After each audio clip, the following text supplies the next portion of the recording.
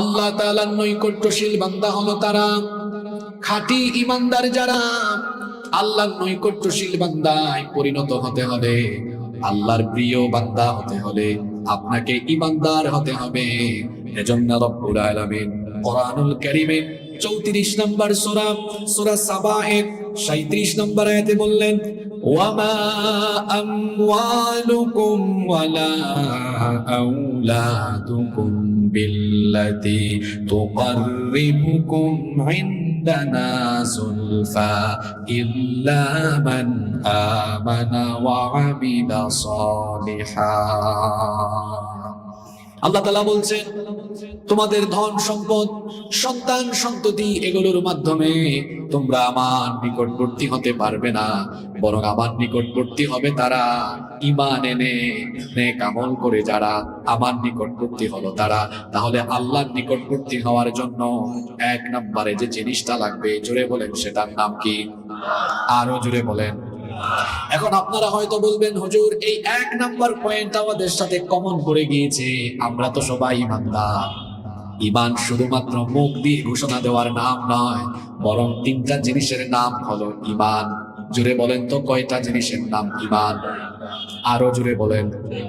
তিনটা জিনিসের নাম হলো ঈমান। এক নাম্বার মুখ দিয়ে ঈমানের ঘোষণা দেওয়া, দুই নাম্বার যেটা ঘোষণা দিলেন অন্তর দিয়ে দৃঢ়ভাবে সেটা বিশ্বাস করা, তিন নাম্বার হলো মুখ দিয়ে ঘোষণা দিয়ে অন্তর দিয়ে যেটা দৃঢ়ভাবে বিশ্বাস করলেন সেটা আপনার বাস্তব জীবনে, প্রাত্যহিক জীবনে আমলের মাধ্যমে বাস্তবায়ন করা। এই তিনটি কাজ করে যারা খাঁটি ঈমানদার হলো তারা। এখন আপনি ঈমানের কোন লেভেলে আছেন আপনি নিজেই বুঝতে পারবেন। মুখ দিয়ে বললেন আল্লাহর উপরে ঈমান এনেছি, রাসূলের উপর ঈমান এনেছি, অন্তর দিয়ে হালকা পাতলা বিশ্বাস করলেন, কিন্তু বাস্তব জীবনে তার ব্যতিক্রম ঘটালেন। আপনি বললেন আপনি আল্লাহর উপর ঈমান এনেছেন, কিন্তু আজান হলে আপনাকে নামাজের ধারে কাছেও দেখা যায় না। আপনি বললেন আপনি ঈমান এনেছেন, কিন্তু সুদ খাওয়ার বেলায় আপনাকে সুদ থেকে দূরে সরানো যায় না, ঘুষ থেকে দূরে সরানো যায় না, মাদক থেকে দূরে সরানো যায় না, জিনা থেকে আপনাকে দূরে সরানো যায় না, অন্যায় অনাচার পাপাচার কোনো কিছু থেকে আপনি বিরত থাকতে পারেন না। মুখ দিয়ে ঈমানের ঘোষণা দিয়ে বাস্তব জীবনে আল্লাহর হুকুম বিরোধী সকল কর্মকাণ্ড করা, এটার নাম ঈমান নয়, এটা হলো ঈমানদারির নামে খাঁটি টাটকা মুনাফিকি। ঠিক ঠিক বলে চলে গেলে চলবে না, আজকে নিজের সাথে ওয়াজ মিলেন। আল্লাহর প্রিয় হওয়ার জন্য এক নম্বরে কি লাগবে? জোরে বলতে হবে। ঈমান কথাটা ভুল, বলবেন খাঁটি ঈমান। কি লাগবে? কারণ সুদখোর সেও নিজেকে ঈমানদার বলে, ঘুষখোর সেও নিজেকে ঈমানদার বলে। সুদখোর, ঘুষখোর, পাপী তাপী যারা নিজেকে পাপ করার পরেও ঈমানদার বলে ঘোষণা দেয়, ওইটা আসল না, ওটা নকল, ওটা খাঁটি না, ওইটা ভেজাল। ঈমান আনার পরে আল্লাহ এবং রাসূলের তরিকার উপর চলছে যারা, খাঁটি ঈমানদার হলো তারা। সুবহানাল্লাহ। আল্লাহর নিকটবর্তী হওয়ার জন্য এক নম্বরে কি লাগবে?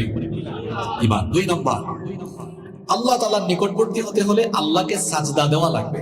জুড়ে বলেন তো কি দেওয়া লাগবে? সাজদা। সূরাতু আল আলাকের শেষ আয়াতে আল্লাহ বলছেন, ওয়াসজুদ ওয়াকতারিব, সাজদা দাও আর সাজদা দেওয়ার মাধ্যমে তোমরা আমার নিকটবর্তী হয়ে যাও। বান্দা যখন সাজদা দেয় তখন সে আল্লাহর একেবারে নিকটবর্তী হয়ে যায়। মুসলিম শরীফের হাদিসে নবীজি বললেন, আকরাবু মা ইয়াকুনুল আবদু মির রাব্বিহি ওয়া হুয়া সাজিদ। নবীজি বলেছেন, বান্দা যখন তার মাথা ঝুঁকিয়ে আল্লাহর কুদরতি চরণে সাজদায় লুটিয়ে পড়ে, তখন আল্লাহ আর বান্দার মাঝে কোনো পর্দা থাকে না। সুবহানাল্লাহ পড়ে। বান্দা যখন সাজদা দেয় আল্লাহ তখন একেবারে কাছাকাছি চলে যায়। আপনি যেন আল্লাহকে সাজদা দিয়ে আল্লাহর নিকটবর্তী হতে পারেন, এজন্য প্রত্যেক দিন 5 ওয়াক্ত নামাজ আমাদের জন্য দিয়েছেন কে? নামাজে জানতো। এখন তো প্যান্ডেলের ভিতরে জায়গা নাই, কিছুক্ষণ পরে আসরের নামাজে অনেক মানুষকে পাওয়া যাবে না। আপনি 2 ঘন্টা 3 ঘন্টা ওয়াজ শুনলেন, এরপরে আপনি নামাজে আসলেন না, এই ওয়াজ কোনো কাজে লাগলো না। আল্লাহর নিকটবর্তী হতে হলে আল্লাহকে সাজদা দেওয়া লাগবে। কিন্তু আপনি এমন মানুষ, প্রতিদিন 5 বার আল্লাহ নামাজ দিলেন আল্লাহকে সাজদা দেওয়ার জন্য, আপনি আল্লাহকে সাজদা দিলেন না। আল্লাহকে সাজদা না দেওয়ার পরিণতি ভালো না খারাপ? আরো জোরে বলেন, ভালো না খারাপ? ইবলিসের নাম তো আমরা সবাই জানি। এই ইবলিস আল্লাহকে সাজদা দেয় নাই কয়টা? আপনারা আছেন না ঘুমাই গেছেন? ইবলিস আল্লাহকে সাজদা দেয় নাই কয়টা? মাত্র মাত্র মাত্র মাত্র এই যুবকরা তোমাদের কি হয়েছে? কথা বলো। মাত্র একটা না দিয়ে কি হয়েছে? সে কি হয়েছে চলুন তো কোরআন থেকে জেনে নেই। কোরআনুল কারীমের 2 নম্বর সূরা সূরাতুল বাকারা এর 34 নম্বর আয়াতে আল্লাহ তাআলা বলছেন, ওয়া ইয কুলনা লিল মালাইকাতি ইসজুদু লি আদামা ফাসাজাদু ইল্লা ইবলিস। আর যখন ফেরেশতাদেরকে বলা হলো তোমরা আদমকে সিজদা দাও, ফাসাজাদু ইল্লা ইবলিস, ইবলিস ছাড়া বাকি সবাই আদমকে সাজদা দিল, ইবলিস সাজদা দিল না। ইবলিস সাজদা না দেওয়ার কারণে তার পরিণতি কি হলো? আল্লাহ তাআলা বললেন, আবা ওয়াস্তাকবারা ওয়া কানা মিনাল কাফিরিন। অস্বীকারকারী, সে অহংকারী। আল্লাহকে সাজদা না দেওয়ার কারণে সে ওয়া কানা মিনাল কাফিরিন, সে কাফিরদের অন্তর্ভুক্ত হয়ে গেল। ইবলিস সাজদা দেয় নাই একটা না দেওয়ার কারণে হয়েছে মালউন মানে অভিশপ্ত, হয়েছে মারদুদ মানে বিতাড়িত, হয়েছে সে কাফির। একটা সাজদা না দিয়ে কয়টা? একটা দেয় নাই। আল্লাহ বলেছেন জান্নাত থেকে আউট, বের হয়ে যাবে। কয়টা? 5 ওয়াক্ত নামাজে আপনি একটা সাজদাও দেন নাই, জান্নাতের আশা করে বসে আছেন। একটা সাজদা দেয় নাই, আল্লাহ বলেছেন আউট, বের হয়ে জান্নাত থেকে। কয়টা? আপনি দেন না কয়টা? আপনি দেন না কয়টা বলেন? ফজরে নাই, জোহরও নাই, আসরও নাই, মাগরিবও নাই, এশাও নাই। ওই যে আমার জাতীয় কবি বলেছেন, ঘুমাইয়া কাজা করেছ ফজর, তখনও জাগনি যখন জোহর, হেলায় খেলায় কেটেছে আসর, মাগরিবের ওই শুনিয়া যান, এখনো জামাতে হরে শামিল, এখনো এসাতে আছে স্থান, বাজিছে দামামা বাদ্রে আমামা, শির উঁচু করি মুসলমান, দাওয়াত এসেছে নয়া জামানা, ভাঙা কেল্লায় উড়ে নিশান। তিনি যেন কবিতার প্রত্যেকটি লাইনে আমার আপনার জীবনের বাস্তবতা ফুটিয়ে তুলেছে। ফজরের নামাজে যায় না, ঘুমিয়ে থাকে। আল্লাহর বান্দা এই চিন্তা মাথায় আনে না, আমি যে ফজর আদায় না করে ঘুমিয়ে থাকলাম, জোহরের আগে আমার জানাজা হওয়ার সম্ভাবনা আছে না নাই? কেমন করে ঘুমাও তুমি, কেমন করে ঘুমাও তুমি, ফজর করে কাজা, এমন তো হতে পারে জোহরে জানাজা। হতে পারে কি পারে না? তো হতে যদি পারে তো ফজরের সাজদাগুলো মিস গেল কেন? জোহরের সাজদাগুলো মিস গেল কেন? আপনাদেরকে একটু আগে প্রশ্ন করলাম, সবাই এক বাক্যে জবাব দিয়েছেন। আপনারা সবাই আল্লাহর নিকটবর্তী হতে চান নাকি চান না? সবাই চায়, সবাই জান্নাত চায়, জান্নাতে যাওয়ার জন্য মসজিদে যেতে চায় না। আপনারা সবাই আল্লাহর নিকটবর্তী হতে চান, ভালো কথা। তাহলে আল্লাহকে সাজদা দেন না কেন? আল্লাহকে সাজদা দেওয়ার জন্য প্রত্যেক দিন তো আল্লাহ 5 ওয়াক্ত নামাজ দিলেন। এই 5 ওয়াক্ত নামাজে গিয়ে আল্লাহকে যখন সাজদা দিবেন, অহংকার তখন মাটির সাথে মিশে যাবে। যারা প্রত্যেক দিন 5 ওয়াক্ত আল্লাহকে সাজদা দেয় না, এরা হলো আসমানের নিচে জমিনের উপরে সবচেয়ে বড় অহংকারী। এরা অহংকার করে কার সাথে? আস্তে বলবেন না, জোরে বলেন, কার সাথে? মুয়াজ্জিন সাহেব নামাজের সময় ডাক দেন, হাইয়া আলাস সালাহ, নামাজের জন্য আসো, হাইয়া আলাল ফালাহ, কল্যাণের জন্য আসো। কিন্তু সে তখন ব্যবসা করে, সে তখন চাকরি করে, ডিউটি করে, দুনিয়াবি কাজ করে। অথচ আল্লাহ কোরআনে কারিমে বলেছেন, ঈমানদার হলো তারা ব্যবসা বাণিজ্য বেচা কেনা সকল কাজকর্ম থেকে নামাজের সময় বিরত থেকে নামাজে হাজির হয়ে যায় যারা। এজন্য আল্লাহ বললেন, রিজালুন লা তুলহিহিম তিজারাতুন ওয়ালা বাইউন আন যিকরিল্লাহি ওয়া ইকামিস সালাহ। আল্লাহ তাআলা বলছেন, মুমিন তো সেই ব্যক্তি যাদের স্বভাব হলো তাদের ব্যবসা বাণিজ্য বেচা কেনা, এগুলো তাদেরকে আল্লাহর জিকির এবং সালাত আদায় করতে কখনো দূরে রাখে না। অর্থাৎ তাদের কাছে কাজের চাইতে নামাজ বড়। কিন্তু আমাদের মধ্যে অনেক মানুষ আছে নামাজের সময় বলে আমার কাজ বড়, নামাজ পড়ে আগে আমার কাজ। অথচ আল্লাহ শিখিয়েছেন বান্দা আগে তোমার নামাজ, এরপরে তোমার কাজ। আল্লাহর নিকটবর্তী হতে হলে আল্লাহকে সাজদা দিতে হবে। আর নবীজি বলেছেন বান্দা যখন সাজদায় লুটিয়ে পড়ে তখন বান্দা কাছাকাছি চলে যায়, আল্লাহর নিকটবর্তী হয়ে যায়। নামাজে যখন আমরা দাঁড়াই আমরা যে আসলে আল্লাহর গোলাম এই প্রমাণটা সেখানে পাওয়া যায়। সেখানে কোনো অহংকার দেখা যায় না, অহংকার মাটির সাথে মিশে যায়। দেখুন তো নামাজে আমরা কিভাবে দাঁড়াই। আওয়াজ করছে না ভাই, কোনো ভাই আওয়াজ করছে, গলাটা আওয়াজ করে ভাই। একটা আওয়াজ বলেন বাজছে। আচ্ছা আমি তো কথা বলছি, এখন মাইক যদি আওয়াজ বড় করতে না পারে এটা আমার দোষ না মাইকের দোষ, বলেন তো আপনারা। না আমার ভয়েস কমে নাই ভাইজান। মাইক আওয়াজকে কি করে আপনারা বলেন তো। আপনারা আমার কথা বুঝেন না। মাইকের কাজ কি? জি, আওয়াজ বাড়ানো। মাইকের কাজ কি মানুষের গলা করে? আমি তো আমার মতোই কথা বলছি, এখানে এভাবে তো সব জায়গায় কথা বলি। এখন অপারেটর যিনি আসছেন এমনি সময় কম, তো আমি সময় নষ্ট করতে চাই না। তার সেটআপমেন্টে কিছু মিস্টেক আছে, এটা আমি ধরতে পেরেছি। অপারেটর যে আসছে কখনো মিক্সার পেছনে আন নাই। কিরে অপারেটর ভাই, মিক্সার আনছেন আপনি? ও অপারেটর না না আপনাকে না, ওই যে অপারেটর ও মিক্সার আনে নাই তো। ও মিক্সার না আনলে সাউন্ড এখানে ভাইজান বুঝতে পারি না। আরে দেখছেন রূপ ধরছে তো। আমি চাই নাই মাইকম্যানকে কমিটি দিয়ে পিঠা খাওয়াবো, এই জন্য বলি নাই। আমি চুপচাপ আছি, সাইলেন্ট আছি। এখন আর হবে না, ও আনে নাই। আপনারা তো সবাই জানেন মিক্সার ছাড়া সাউন্ডকে অ্যাডজাস্ট করা যায় না, এটা স্মুথ করা যায় না, এটা এরকমই থাকবে। এখন চিল্লাইয়া তো ইয়ে হবে না। চিল্লাইলে যারা শ্রোতা অনেকে বলে না কি হুজুর একটা আছে খালি চিল্লায়। আমি যে ভয়েসে কথা বলছি মিক্সার মেশিন থাকলে এমনি মানুষের খালি ভালো লাগে। কথা বুঝতে পেরেছেন তো? মাইকের কাজ আওয়াজ বড় করা, আমি তো চিল্লাইতে পারবো না। আমার কথাকে কষ্ট পেয়েছেন আপনারা? খুব সুন্দর একটা জায়গায় ছিলাম, আমাকে একটু আপনারা সহযোগিতা করেন। বলছিলাম আল্লাহর নিকটবর্তী হতে হলে কি দিতে হয়? সাজদা। আর সাজদা দিলে নামাজে দাঁড়ালে আর অহংকার থাকে না। কেমনে থাকে না দেখেন, আমরা দাঁড়াই কেমন? দাঁড়াই তো গোলামের মতো, সারেন্ডার করে আসামের মতো দাঁড়াই। কেমনে দাঁড়াই আমরা বলেন তো? দুই হাত হয় কান বরাবর, কান পর্যন্ত, বা কাঁধ বরাবর আমরা তুলি। এই যে তুললাম মনে হয় যেন গোলাম তার মালিকের সামনে সারেন্ডার করে আসামির মতো দাঁড়িয়ে গিয়েছে। আল্লাহু আকবার। অহংকারটা কোথায় যায় কিছুক্ষণ পর? ইমাম সাহেব নামাজে তিলাওয়াত করছেন আর সকলেই ইমাম মুসল্লি সবাই কুমু লিল্লাহি কানিতিন, বিনয়ী হয়ে মাথাটা নত করে দিয়ে দাঁড়িয়ে আছে। যখন আল্লাহু আকবার বলে রুকুতে গেলেন মাথাটা ঝুঁকিয়ে দিল। আল্লাহ বলছেন রাখো, তোমার অহংকার আমি একদম শেষ করে দিব। কিছুক্ষণ পরে যখন ইমাম সাহেব আল্লাহু আকবার বলে সবাইকে নিয়ে সাজদায় যান, তখন আমাদের কপাল নাক, যে কপাল নাক মাথা উঁচু করে জমিনে হাঁটাহাঁটি করি, সাজদার সময় কপাল নাক একেবারে নত করে দিয়ে আল্লাহর কুদরতি চরণে আমাদের মাথা লুটিয়ে পড়ে। সুবহানাল্লাহ। অহংকার থাকে? আর জোরে বলেন থাকে? থাকে না।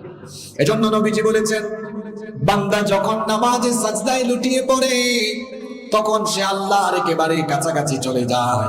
আল্লাহর নবী বলেছেন যখন তুমি আল্লাহর কাছাকাছি চলে যাও তখন তুমি আল্লাহর কাছে বেশি বেশি চাও, বেশি বেশি দোয়া করো। এটা বুঝাবার জন্য আপনাকে একটা এক্সাম্পল দেই, উদাহরণ দেই। প্রধানমন্ত্রী অথবা রাষ্ট্রপতির সাথে আমার আপনার মতো মানুষ কি চাইলেই দেখা করতে পারবে?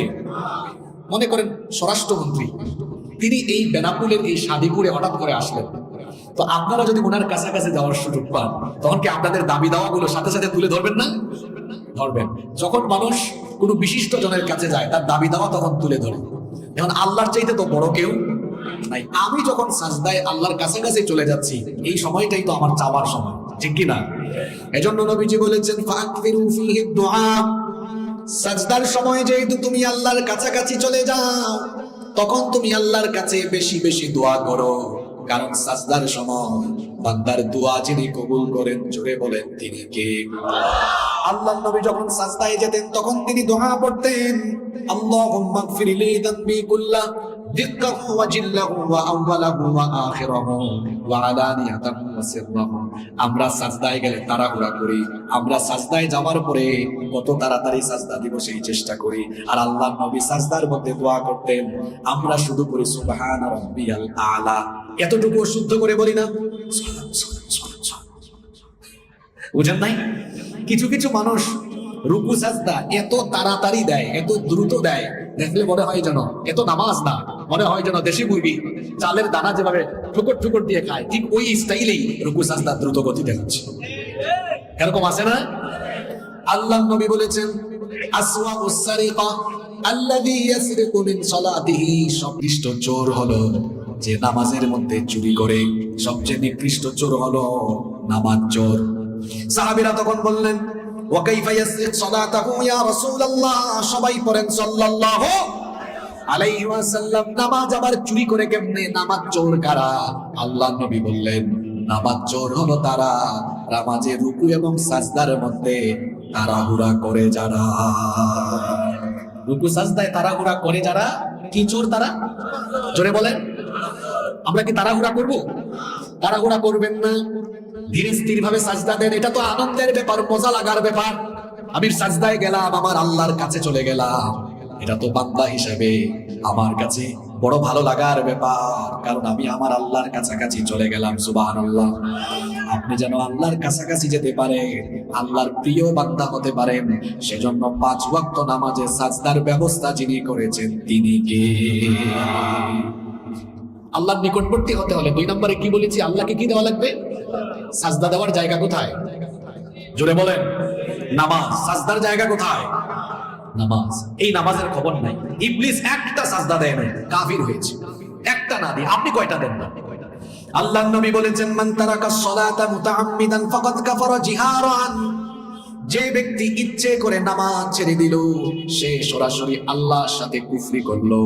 নামাজ ছেড়ে দেওয়া মানে হলো আল্লাহর সাথে কুফরি করা। পায়ে ধরে বলে যাচ্ছি, আজান হলে নামাজ আদায় না করে অন্য কোনো কাজে লিপ্ত থাকবেন না, কারণ ইসলামের সবচাইতে বড় ইবাদতের নাম হলো নামাজ। সবচেয়ে বড় ইবাদত কি?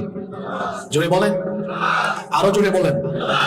ইসলামের সবচেয়ে বড় ইবাদত হলো, আল্লাহ নবী বলেছেন, যার মধ্যে নামাজ নাই তার মধ্যে ইমানই।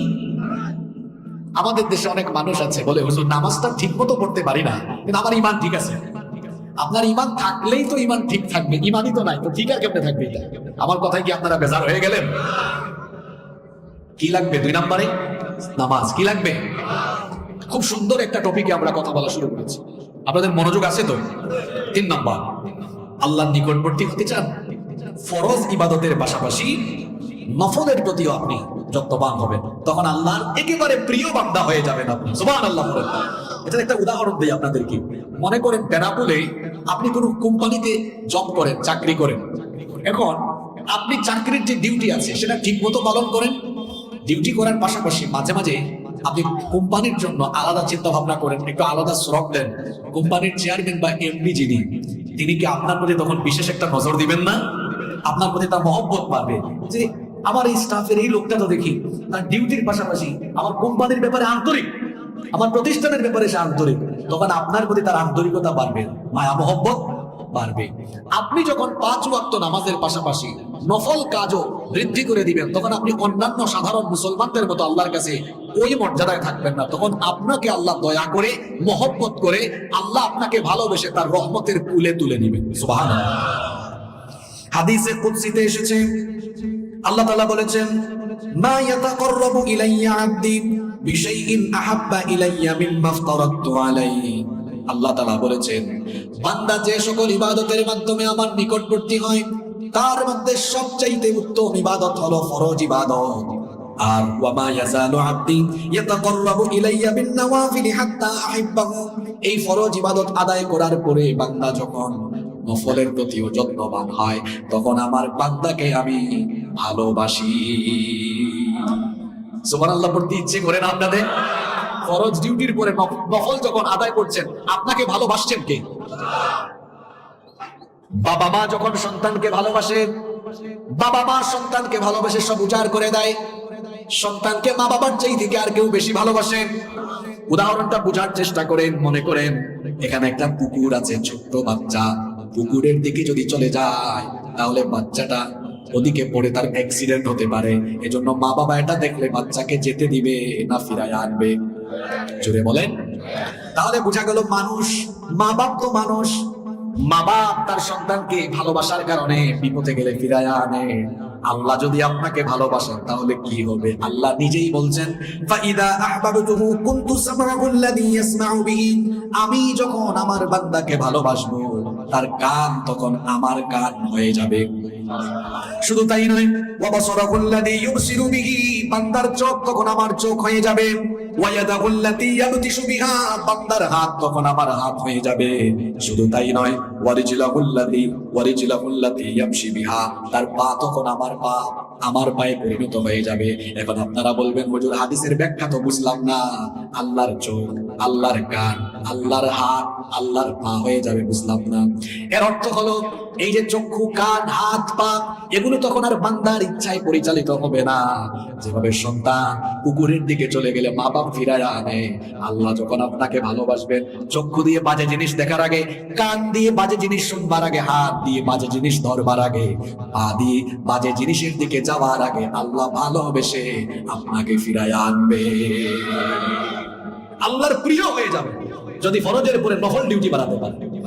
আর ফরজ নামাজের পরে নফলের মধ্যে সবচাইতে দামি নামাজ হলো তাহাজ্জুদের নামাজ।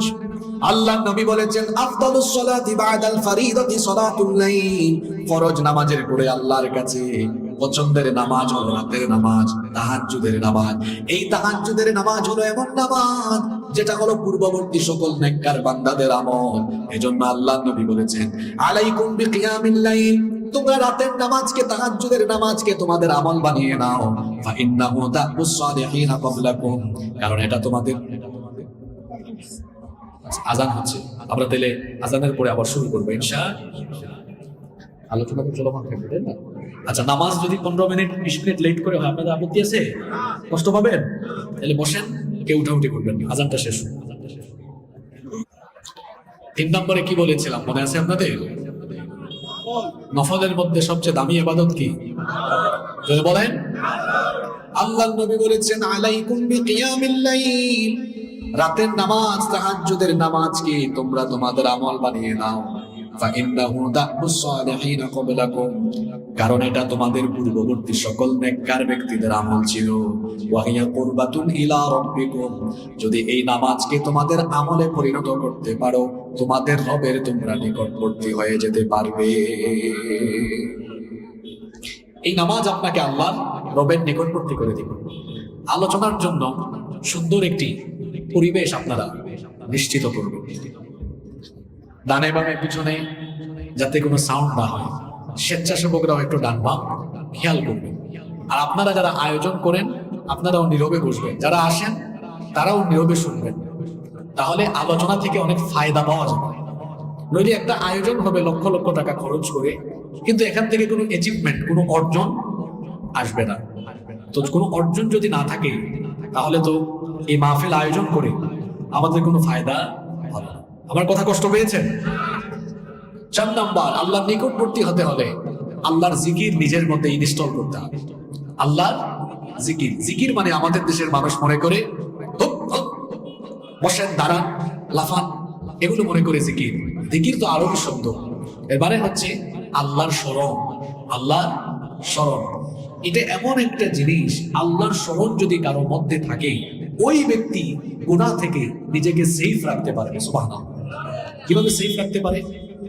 হাতের মধ্যে মোবাইল আছে, গভীর রাতে একা রুমে, এখন সে চাইলে আজে বাজে জিনিস দেখতে পারে, পর্নোগ্রাফি দেখতে পারে, নাটক বা সিনেমা দেখতে পারে। কিন্তু কারোর মধ্যে যদি আল্লাহর জিকির থাকে, আল্লাহর স্মরণ থাকে, তখন সে ভাববে, আমার একাকী রুমে আমি মোবাইলে আজে বাজে যে কাজ করছি সেটা আমার মা বাবা ভাই বোন কেউ হয়তো দেখছে না, কিন্তু সবকিছু যিনি দেখছেন তিনি কে? আল্লাহর জিকির নিজের মধ্যে থাকলে বান্দা কখনো বিপথে যাবে। নাম্বার 5, আল্লাহর নিকটবর্তী হওয়ার 5 নাম্বার আমল হলো দোয়া। দোয়ার মাধ্যমে অসাধ্য সাধ্যের ভেতরে চলে আসে। আল্লাহ তাআলা কোরআনে কারিমে বলছেন, ওয়া ইযা সাআলাকা ইবাদি আন্নী ফাইন্নী قريب أجيب دعوة الداعي إذا دعان فليستجيبوا لي وليؤمنوا بي لعلهم يرشدون। আল্লাহ তাআলা বলছেন, ও নবী, আমার বান্দারা যখন আমার সম্পর্কে আপনাকে জিজ্ঞেস করে আপনি জবাব দেন ফাইন্নী করিব, আমি তাদের নিকটে আছি। উজিবু দাওয়াতাদ দাঈ ইযা দাআন, আহ্বানকারী যখন আহ্বান করে, কোন ব্যক্তি যখন দোয়া করে আমাকে ডাকে, সে যেন জেনে রাখে সে আমাকে তার নিকটে পেয়ে যাবে। সুবহানাল্লাহ। সারাদিন যায়, কয়বার আল্লাহকে ডাকেন আপনি? কতবার চান? নবীজি বলেছেন সাল্লাল্লাহু মিন ফাদলি ফাইন্নাল্লাহা ইউহিব্বু আন ইউসআল, আল্লাহর অনুগ্রহ তালাশ করো, আল্লাহর কাছে চাও, কারণ আল্লাহর কাছে চাইলে যে ব্যক্তি চায় আল্লাহ তার উপরে খুশি হয়ে যান। সুবহানাল্লাহ। যে ব্যক্তি চায় না, মাল্লাম ইয়াসআলিল্লাহ ইয়াগদাব আলাইহি, যে ব্যক্তি আল্লাহর কাছে চায় না আল্লাহ তার উপর বেজার, আল্লাহ তার উপর অখুশি হন। দুনিয়ার মানুষের কাছে এক দুইবার চাওয়ার পরে পরের বার গেলে সে অখুশি হয়, কিন্তু আল্লাহর কাছে আপনি চাইলে আল্লাহ অখুশি হন না, বরং আল্লাহর কাছে বান্দা যতবার চায় ততবার আল্লাহ বান্দার উপর খুশি হয়ে যান। সুবহানাল্লাহ। পার্থক্য দেখেছেন? আপনি জানতো আপনার এলাকার আব্দুল করিম সাহেবের কাছে আজকে যান দিবে, আগামীকাল যান দিবে, পরের দিন বাড়ির দারোয়ানকে বলবে এই অমুককে আমার গেটের আশপাশে দেখলে বিদায় করে দেন। কিন্তু আল্লাহ তাআলার কাছে আপনি চাইলে আল্লাহ আপনাকে নিয়ে ফেরেশতাদের সমাবেশে গর্ব করেন। দেখ, আরাফার দিবসের হাদিস আছে, আরাফার দিবসে আল্লাহ দুনিয়ার আসমানের নিকটবর্তী হন, যখন ধনী ধনী লোকেরা কাপড় চোপড় খুলে সাদা 2 টুকরা কাপড় পরে যায়, আল্লাহ বলেন দেখ আমার বান্দাকে, দেখ তার সকল অহংকার অহমিকা দূর করে সে 2 টুকরা কাপড় পরে ধুলোমলিন বদনে উস্কো খুস্কো চুল নিয়ে হাজির হয়েছে, আর আমার কাছে ভিক্ষুকের মতো আমার কাছে এসে দোয়া করছে, ফরিয়াদ করছে। দেখ ফেরেশতা, এই মানুষ বানাতে আমাকে তোরা নিষেধ দিয়েছিলেন, তাকায়া দেখ আমার বান্দা গোলাপের মতো সাইল হয়ে আমার কাছে দোয়া করছে। সুবহানাল্লাহ। আল্লাহ খুশি হয়ে যায়। এজন্য দোয়া করবেন। দোয়া এমন এক জিনিস, অসাধ্য সাধ্যের ভেতরে চলে আসে। বাচ্চা নাই, সন্তান নাই, দোয়া করেন। ইব্রাহিম আলাইহিস সালাম 86 বছরে সন্তান পেয়েছেন। জাকারিয়া আলাইহিস সালামের বন্ধা স্ত্রীর ঘরে সন্তান হয়েছে। বন্ধা নারী তো সন্তান জন্ম দিতে অক্ষম, দোয়ার মাধ্যমে সেটাও সম্ভব হয়েছে। আপনি অসুস্থ, আইয়ুব আলাইহিস সালাম 18 বছর অসুস্থ, দোয়া করেছেন, আল্লাহ সুস্থ বানিয়ে দিয়েছেন। কি বিপদে পড়েছেন বলেন আপনি? ইউনুস নবী তো মাছের পেটের ভেতরে বিপদে পড়েছিলেন, দোয়া করেছেন, আল্লাহ সেখান থেকে তাকে উদ্ধার করে দিয়েছেন। সুবহানাল্লাহ। এজন্য বেশি বেশি চাইতে হবে কার কাছে? আল্লাহর কাছে। 6 নাম্বার, আল্লাহ তাআলার নিকটবর্তী হতে চান, তাওবা ইস্তিগফার, প্রতিদিন তাওবা ইস্তিগফারের সাথে থাকবেন, ইস্তিগফার করবেন। সুযোগ পেয়েছেন আস্তাগফিরুল্লাহ, সুযোগ পেয়েছেন আস্তাগফিরুল্লাহ পড়বেন। কারণ কোরআনে কারীমে আল্লাহ বলেছেন ইস্তিগফাররত বান্দাদের উপরে আল্লাহ কখনো আযাব দেন না, গজব দেন না। সুবহানাল্লাহ। এরপরে নাম্বার 7, 7 নাম্বার, ইহসান করবেন। ইহসান মানে হলো ইবাদতগুলোকে একনিষ্ঠতার সাথে, ইখলাসের সাথে সুন্দর করে, সুচারুভাবে, গুছালোভাবে, যথাযথভাবে করা, এটার নাম হলো ইহসান। ইন্নাল্লাহা ইউহিব্বুল মুহসিনিন, আল্লাহ মুহসিনিনদেরকে ভালোবাসেন। 8 নাম্বার হলো পিতামাতার খেদমত। আল্লাহর নিকটবর্তী হতে চান, মা বাবার নিকটবর্তী হন। পৃথিবীতে মা বাবা হলেন আপনার জন্য সবচাইতে বড় নিয়ামত। মা বাপকে যারা খুশি করতে পারে নাই, আল্লাহকেও তারা খুশি করতে পারে নাই। যারা তাদের মা বাপকে আঘাত দিয়েছে, কষ্ট দিয়েছে, এদের দুনিয়াও শেষ হবে, আখিরাতও ধ্বংস হবে। মা বাবা বড় সেনসিটিভ জায়গা। মনে রাখবেন, পৃথিবীতে যারা সফল হয়েছেন প্রত্যেকেই তাদের মা বাবার খেদমত করে মা বাবার কাছ থেকে দোয়া হাসিল করেছেন। মা বাবার দোয়া যদি পেয়ে যান, জীবন সফল হয়ে যাবে। যুবক ভাইদেরকে বলবো, খবরদার মা বাবার সাথে বেয়াদবি করবেন না, মা বাবার সাথে সুন্দর আচরণ করবেন। আল্লাহর ইবাদতের পরে মা বাবার খেদমত করতে হবে, এই হুকুমটা কার? এজন্য মা বাবার খেদমত করবেন, আল্লাহ আপনাকে ভালোবাসবেন। 9 নাম্বার হলো মা বাবার খেদমতের পরে নিজের পাড়া প্রতিবেশী, আত্মীয় স্বজন, এদের নিকটবর্তী হবে। আল্লাহ নবী বলেছেন ওই ব্যক্তির উপরে আল্লাহ জাহান্নামের আগুন হারাম করে দিয়েছেন যে ব্যক্তি লিকুল্লি করিবিন লাইয়িনিন হাইয়িনিন সাহলিন। আল্লাহ নবী বলেছেন নম্র, ভদ্র এবং মানুষের নিকটবর্তী যে লোক, মানুষের সুখে দুঃখে, আপদে বিপদে, পাড়া প্রতিবেশী, আত্মীয় স্বজনের নিকটে থাকে, আল্লাহ ওই বান্দার নিকটে থাকে। সুবহানাল্লাহ। পাড়া প্রতিবেশীর খোঁজ খবর রাখবেন। 10 এবং সর্বশেষ হলো আল্লাহ তাআলার নিকটবর্তী যদি আপনি হতে চান, তাহলে তাকওয়া, আল্লাহকে ভয় করার নীতি আপনি অবলম্বন করবেন।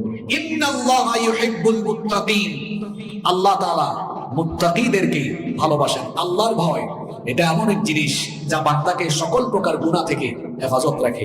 আপনারা আল্লাহকে ভয় করেন তো? জবাব দেন, আপনারা আল্লাহকে ভয় করেন? তা আল্লাহকে ভয় করলে নামাজে যান না কেন? আল্লাহকে ভয় করলে সুদ খান কেন? আল্লাহকে ভয় করলে ঘুষ খান কেন? আল্লাহকে ভয় করলে যুবক ভাইয়েরা মোবাইল হাতে নিয়ে বাজে ভিডিও দেখো কেন? আল্লাহকে ভয় করলে জিনা করো কেন? আল্লাহকে ভয় করলে মানুষের হক মাইরা খান কেন? আল্লাহকে ভয় করলে আলগা পয়সা অর্থাৎ দুর্নীতি করে খান কেন? আল্লাহকে ভয় করলে ব্যাপারটা হয়ে ঘর থেকে বের হন কেন? তার মানে মুখ দিয়ে বলেন আল্লাহকে ভয় করেন, কিন্তু বাস্তব জীবনে আল্লাহর নাফরমানি করে শয়তানের গোলামি করেন। আল্লাহকে কেন ভয় করবেন? কারণ কেউ যেটা জানে না, কেউ যেটা দেখে না, সেটা জানেন এবং দেখেন কে? আমার মনের খবর আপনি জানেন? জানেন না। আপনার মনের খবর আমি জানি? আপনার মনের খবর আমি জানি না, আমার মনের খবর আপনি জানেন না। কেউ কারো মনের খবর না জানলেও সকলের দিলের খবর যিনি জানেন তিনি কে?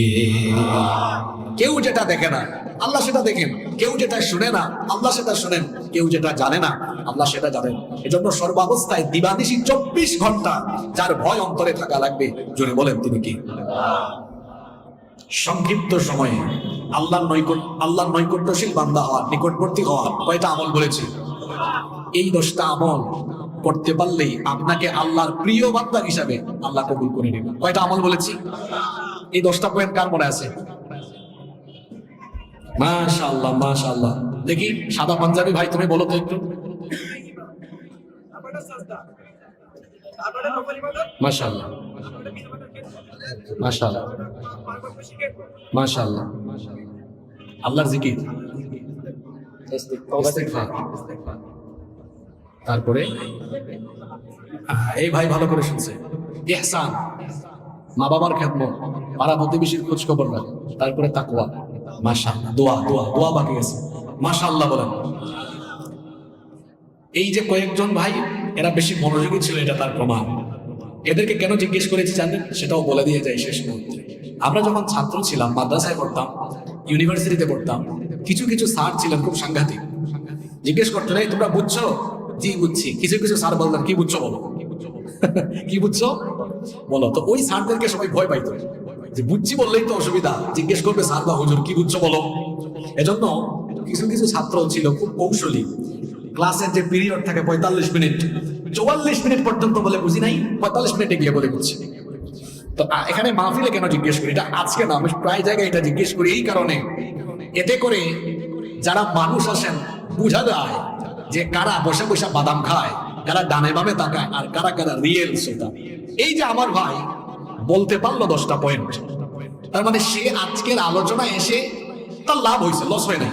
সে কিছু আমল শিখে গিয়েছে। এটা দিয়ে আপনাদেরকে শিক্ষা দিতে চাইলাম, ভবিষ্যতে যত জায়গায় মাহফিলে যাবেন, সেমিনারে যাবেন, জুমার দিনে হুজুরের বয়ান শুনবেন, দিলের কান দিয়ে শুনবেন, যাতে এই ভাইয়ের মতো আলোচনা শেষে পুরা আলোচনা বলতে না পারলেও সামারিটুকু খুলাসা যেন আপনি বলতে পারেন। তাহলে দেখবেন ইলিম থাকলে আমলে পরিবর্তন আসে। আমার দেশে অনেক মানুষ বলে না এত ওয়াজ হয়, আমল হয় না কেন? কারণ ওয়াজের বেশিরভাগ শ্রোতা অমনোযোগী। যদি এরা মনোযোগী থাকে আমলে পরিবর্তন আসবে। ক্লাসের মধ্যে ভালো ছাত্ররা A+ পায় কেন? কারণ ওরা ক্লাসে মনোযোগী থাকে। কিছু ছাত্র ফেল করে কেন? ও স্কুলে গিয়ে মাদ্রাসায় গিয়ে মনোযোগী থাকে না। কথা বুঝতে পেরেছেন? যাই হোক, 1 নম্বরে কি বলেছি? ঈমান। সবাই বলেন 1 নম্বরে, আর একটু জোরে বলেন। 2 নম্বরে আল্লাহর নিকটবর্তী হতে হলে আল্লাহকে কি দেওয়া লাগবে? 2 নম্বরে সাজদা, 3 নম্বরে নফল ইবাদত, 4 নম্বরে কার জিকির? আল্লাহর জিকির, 5 নম্বরে দোয়া, 5 নম্বরে দোয়া, আল্লাহর কাছে দোয়া করতে হবে। তারপরে 6 নম্বরে তওবা এবং ইস্তেগফার, এরপরে 7 নম্বরে ইহসান, 8 নম্বর মা বাবার খেদমত, 9 নম্বর আত্মীয় স্বজন পাড়া প্রতিবেশীর খোঁজ খবর রাখা, 10 নম্বর হলো তাকওয়া বা নিজের মধ্যে পরহেজগারিতার কোয়ালিটি ডেভেলপ করা। এই 10টি গুণে আল্লাহ আমাদেরকে গুণান্বিত করে দেন, বলেন আমিন। সুবহানাকাল্লাহুম্মা ওয়া বিহামদিকা আশহাদু আল লা ইলাহা ইল্লা আনতা আস্তাগফিরুকা ওয়া আতুবু ইলাইক। ওয়াসসালামু আলাইকুম ওয়া রাহমাতুল্লাহি।